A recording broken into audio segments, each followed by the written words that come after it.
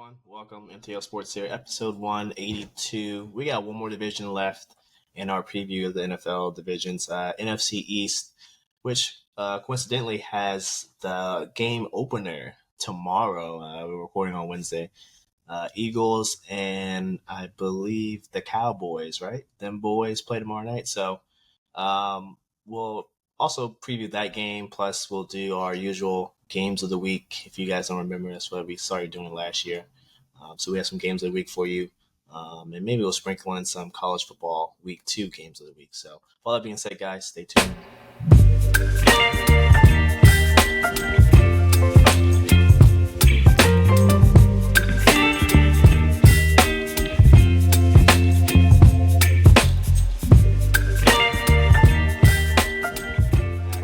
Let's get into this divisional previews. First up, let's start with first on my list of tasks, I guess, is the Cowboys. So we'll start with them boys. Of course, the biggest offseason move probably came from them. Micah Parsons traded to the Packers after Jerry Jones, took it too personally and made a little rash decision. Trade him to the Packers. Got 2 firsts and Kenny Clark back, I think. Too early to tell how that's going to turn out for him. But just based on everything that's happened around the Cowboys this offseason, Lawrence, how do you think their regular season outlook is going to be? Where are they going to finish in this division? I still think they finished third. There's no being worse than the Giants, in my opinion. I think, Brian Daboll's probably on the hottest seat there is. Mm-hmm. But, there's no finishing worse than the Giants. I still think they'll get about a 500 record. So, I think they get about 8, 9 wins. I don't think they're going to be as bad as we all believe they're going to be. I still think they have the ability to outscore some teams to win games throughout their season. But I don't think they make it to the playoffs by any means. But I think it's going to be one of those disappointing Cowboy seasons that we had in memories past of Romo, willing them to 8 games, 7 games himself.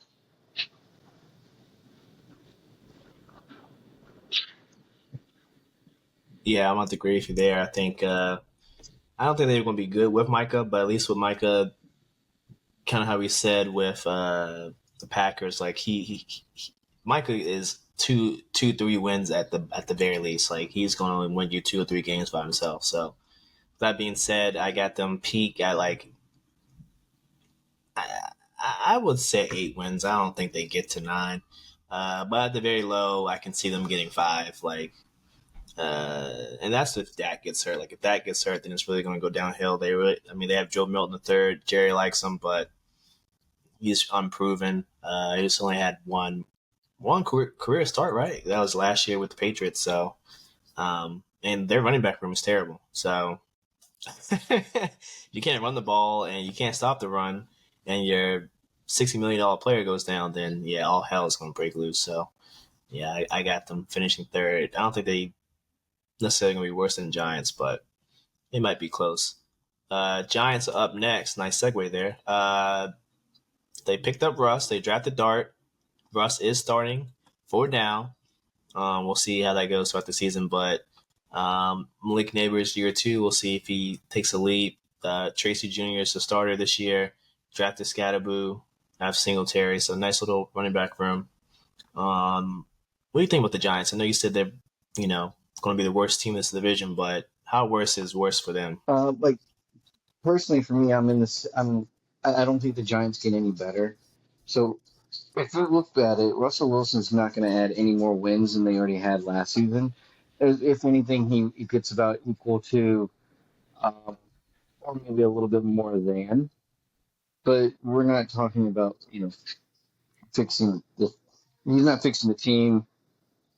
I mean, their number 2 wide receiver is Darius Slayton, and I feel like it doesn't take this many years to figure out that if something keeps burning you, if something keeps becoming a problem, then you're better off just to move on. But it just seems like one of those things that Darius Slayton has just hung around, constantly been on this team, yet we don't really see any be developing. It's just constantly been uh, stuck in that mediocre to like wide receiver three kind of range. Let's be honest.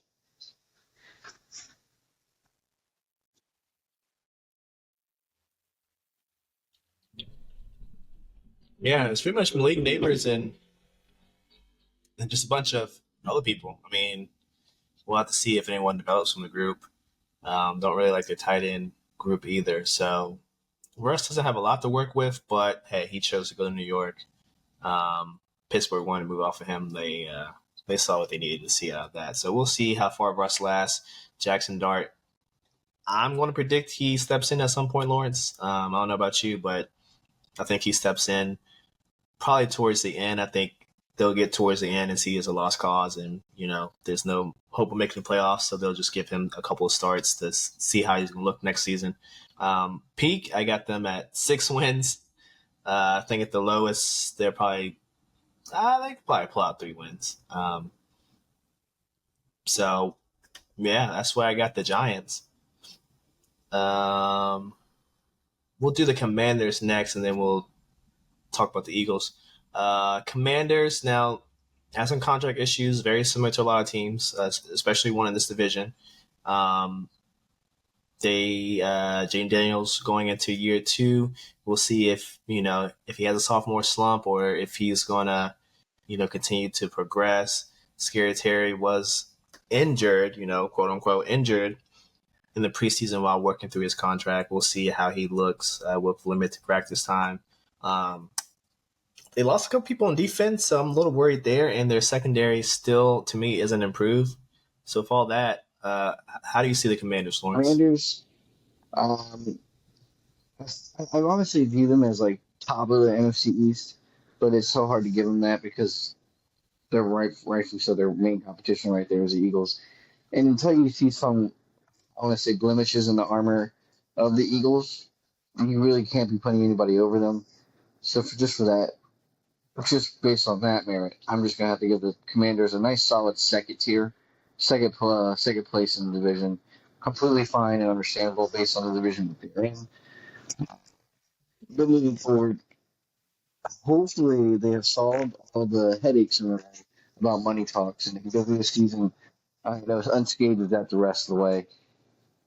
The depth at wide receiver, just moving past Debo and McLaurin, is in my opinion, a lot to be desired. Like Luke McCaffrey, at this point we've been like begging this man to like give us something. He's supposed to be their like little white guy in there. But we're not really getting a whole lot of usage out of him. On special teams, they don't even set up very well for him to get down the field, anyways. But I think what changes this team is third down play. I think last year on the defensive side, anyways, they did allow teams to move down the field and get field goals and stuff like that. I think that's something they're going to eliminate with bringing in someone like Von Miller. You know what you're getting out of him. His purpose was to get me off the field on third down. And mixed with what they already have, I think it's a good pairing if Von Miller can actually live up to half of his name.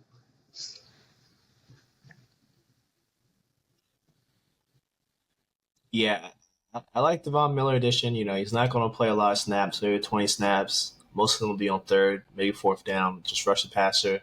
That'll help get the defense off the field because a lot of times, like you said, they're staying on the field a lot longer than they need to. That's how they lost a lot of games, honestly. But I'm still not sold on the secondary. We'll see if how Marshawn looks in the second year in Washington. Um, the D line's okay. Don't really have a pass like a elite pass rusher. They still need that. So I think the defense is still, excuse me, middle of the pack. But maybe they can make some strides in places that they need to. The offense, I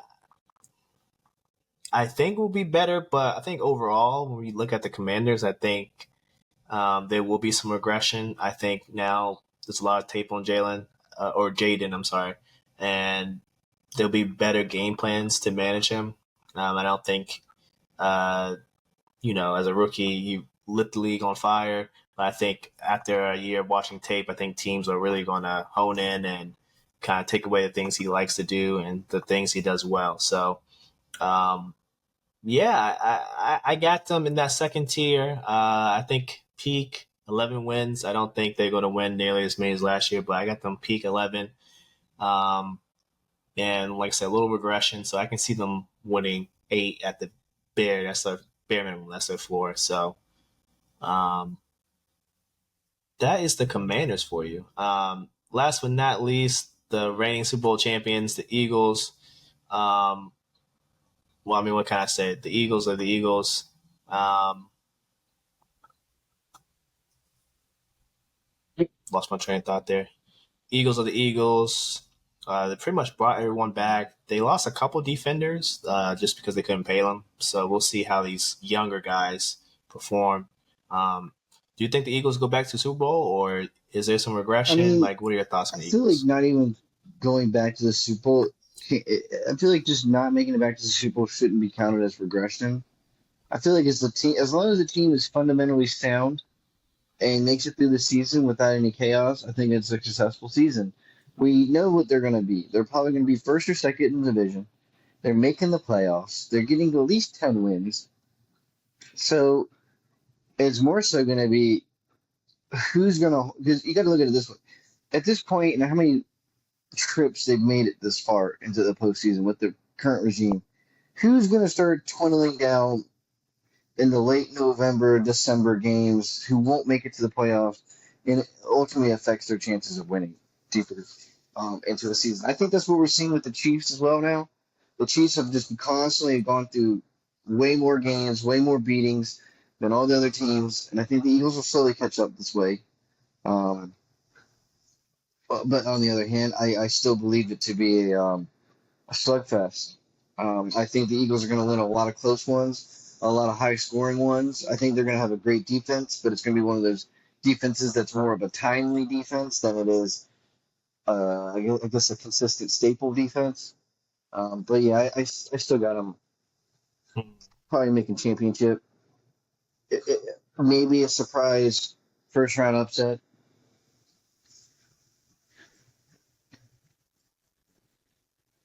Hey, fair enough. I'm still high on the Eagles. I think maybe the defense does regress like a tad bit. Like they won't be top tier defense, but if they're just middle of the road, or maybe I don't think they'll regress that much. But if they're just right outside the top 10, like I don't think that's going to affect them too much. I think they'll just have to bank on the young guys making timely stops, and the vets will just hold down the fort as much as they can. The offense is still high power. You still got, I think, all of your O linemen. I think Dickerson is hurt, but he's going to come back at some point. I don't know if he's going to be there week 1, but um, if you still got your O line from last year, I don't really see any regression from the offense unless Hurts just lays an egg. But he seems pretty focused, pretty dead set on getting back to the Super Bowl. So peak, I got them 14, 15 wins. Even with their schedule, we can look at it right now. I think it's very doable. Very, very doable. Um, and then at the minimum, their floor, 10 wins. Like, I don't think, even if Jalen goes down, I think they still have more than enough. Even if someone else goes down, they still got more than enough to pull out 10 wins and um, squeeze into the playoffs. So I think NFC, I think 9-8 gets you into the playoffs. So if you're 10-7, you'll be a higher seed in the wild card. So 10-7 might actually win the division, honestly, if Commanders and Philly have like kind of down years. Um, like I'm kind of thinking a little bit, at least for the Commanders, but um, yeah, we'll have to see. They play on Thursday, literally tomorrow. So about that game, how do you see that game going? Home opener of the NFL season, Lawrence. Everyone What are your keeps thoughts on this predicting one? it's going to be like this huge, big blowout. I'm kind of like complete opposite. I don't think it's going to be low scoring by any chance, but it's divisional opponents. It's the first game of the season, so like not everyone is fully put together. I guess is the best way to put it. There's still kinks in the chain. You still have off season rust. I think there's a very fair case to be made at this first game. Um, I'm going to get like a 31-27 kind of vibe, 31-28. That kind of shindig. I think we might get the over, like overall over. I think the over is at 47.5. I think the over is very predictable, very likely. Um, I just don't see the Eagles blowing them out and getting like 8.5. I think the spread's like 8.5.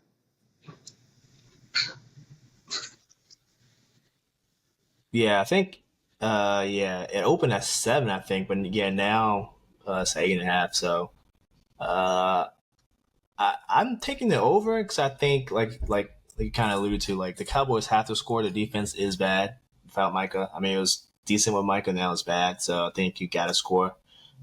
Eagles, lost players, so they won't be totally up to snuff. So I think a high scoring game is very likely, but it is week 1, so very unpredictable there. But if I had to go with something, definitely take the over. And I don't know if Philly will be able to cover the spread. That's my thing.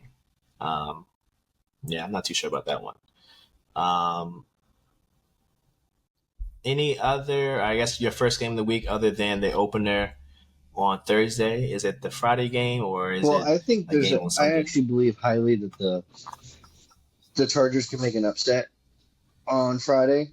I know they're in Brazil and everything, but I just feel that with the off season that the Chiefs are going through, like no offense, but I feel like Kelsey, he's not fully locked in there. He's not fully football brain yet. He's still podcasting all the time and hanging out with T Swizzy. He's not fully locked into the season. They still got questions at Yes. wide receiver up and down. We know one thing that the Chargers aren't. They're not questioning what their team is at this point in the season. They have none. They are, um, I would say, Mhm. sitting around right above average. But one thing they did do is bolster their wide receiving room a little bit better. I think that will come into play. I think it'll shake. I think it'll get them off guard. And we know that um, Harbaugh will always have a good running game going. I honestly think this is a good build for Najee Harris to be in this team. I think Najee Harris actually eats up touchdowns on this team.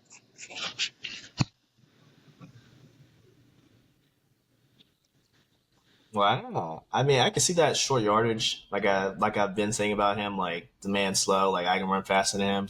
But I think the offensive line is still decent enough, even with your starting right tackle or left tackle getting injured. Joe Alt moving to left tackle. I still think the line would be decent enough to run. I mean, that's it's a staple of John's coaching career if you look back at it. So Also, definitely can another see week that. one, I would give the Jets the upset What? against the Steelers. I would just take the Jets are a 2.5 underdog. They're at home. I would just take them straight out to win. Um, I think the Jets. I think Fields has something to prove. Honestly, I think the Jets have something to prove. And I'm also just not sold that the Steelers are all that good. And if you want me to trust Fields or Rodgers, in 2 years ago, I would only be trusting Rodgers. But as of right now, we're talking about these guys being almost on equal playing field. Yeah, Rodgers has a better arm, but he can't move for a damn. Yeah, Fields might not have a perfect arm, but he does have his wide receiver he went off in college with, and we know he can run around.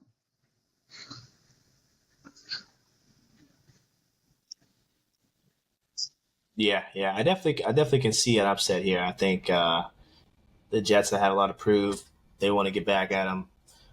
They brought a new house in, so they won't have any of the Aaron Rodgers stink in there. So yeah, I definitely can see something like that happening. So I would also follow you on that one. Let's see what I got for games of the week. Of course, I'm gonna be watching my Bengals versus Cleveland at Cleveland. Let me click into this. What 5.5 point favorite in Cleveland? Joe Flacco starting.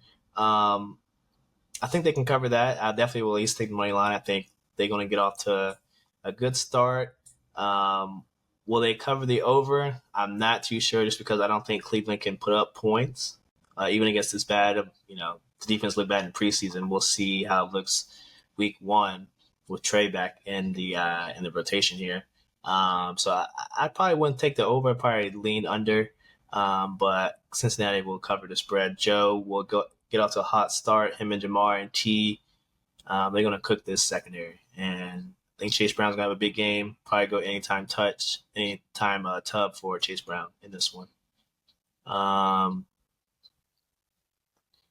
What else do I have that I'm looking forward to? Um, Honestly, I mean, the 425 game, Detroit, Green Bay, I think a lot of people have this circle too.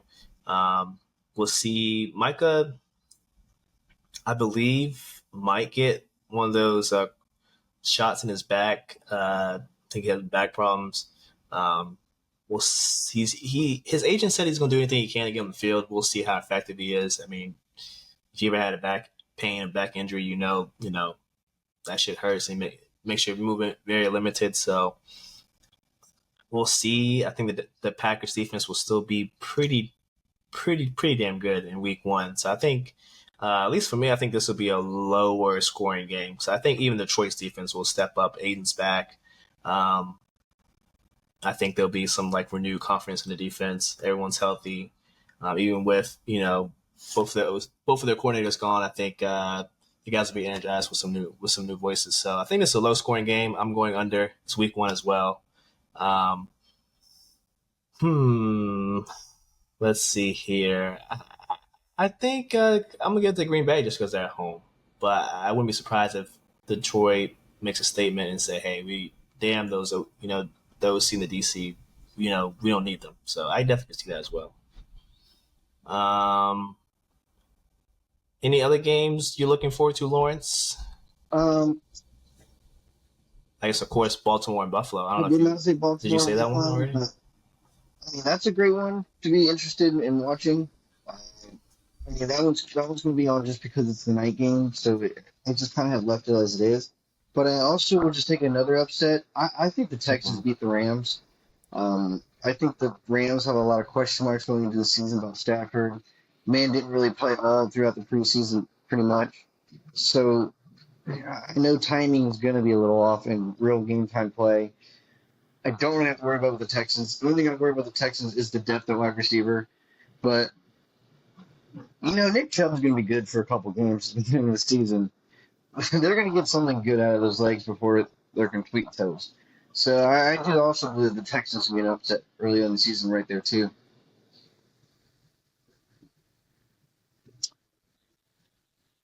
Okay, fair enough. Fair enough. Yeah, I definitely could see that.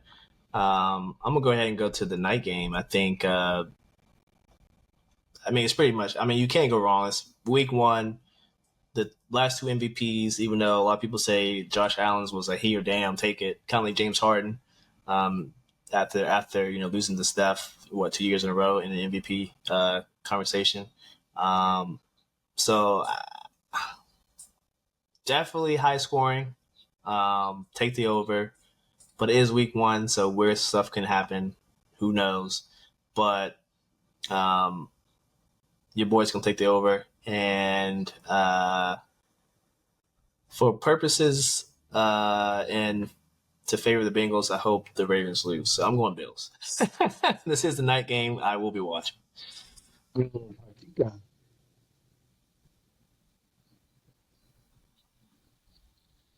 And then Monday is Minnesota, Chicago. I don't really have a horse in the race there. It will be interesting to see how JJ looks, though. Is all the reporting from camp, is it accurate? Is he really going to be terrible? Or, is it just that he needs time to adjust, even though he's technically a second year player? Will he need more time to adjust? I think That's what personally I'm kind he of gets looking a at. scapeout or a scapegoat on the first game of the season because he's Monday Night Football on the road in Chicago. I feel like regardless of what happens in the first game, he gets a bye.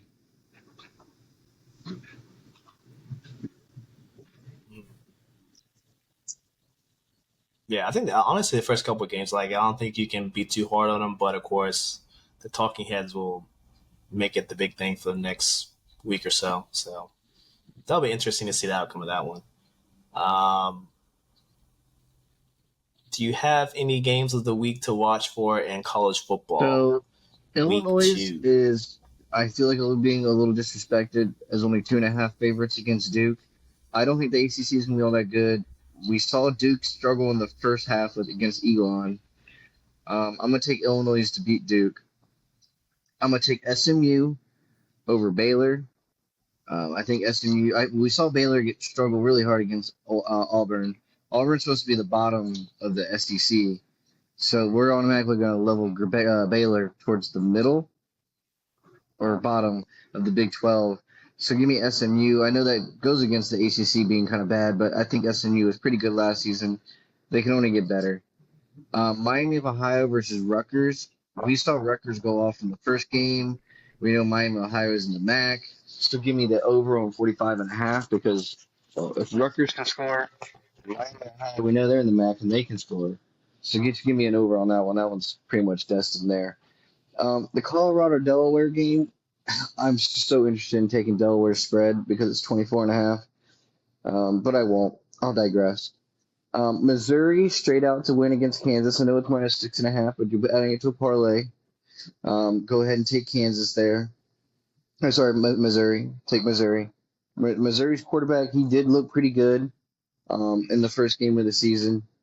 I know they were playing nobody, but I still think it was a good one. This one's going to be controversial, but we lost. We just saw how bad they were. But North Carolina versus Charlotte. Give me North Carolina 14 points, 13.5 spread. They just got embarrassed on live TV against TCU. They're literally going to whoop the freaking hell out of Charlotte. Like, that's just a guaranteed fact. We already know Charlotte's bad. They're literally getting a gracious probably 7 points because of how bad North Carolina looked. But the backup quarterback for North Carolina honestly didn't look that bad.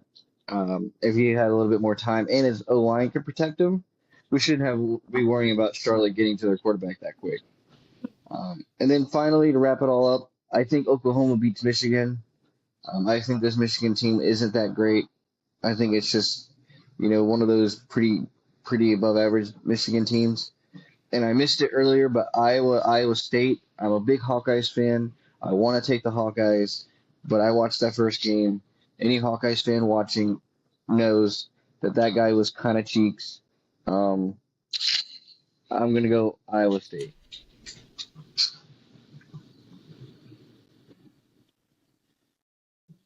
Fair enough. Fair enough. Only game I will be watching most likely is this Vanderbilt VTech game after kind of embarrassing way to end that game. Hopefully he'll bounce back. I talked my shit about drones. Hopefully he has a bounce back game. Do I have faith? Not too much faith after what I saw. Literally, he missed 3 throws in a row that were like easy layups, and he just missed them flat out. So maybe he plays better at home. I'm kind of banking on that, so I would take the Tech spread on that one. Can't because I'm in Virginia. Screw you, Virginia, but that's what I would take. Let's see. Anything else before we head on now? There is the report that came out today. I don't know if you saw, Lawrence, that Steve Ballmer tried to get around a salary cap by paying Kawhi $28 million basically under the table in some bogus endorsement deal. I don't know if you have any thoughts about that. Yeah, so basically there's this company I think Ballmer is heavily invested in or either outright owns, and they basically signed a deal with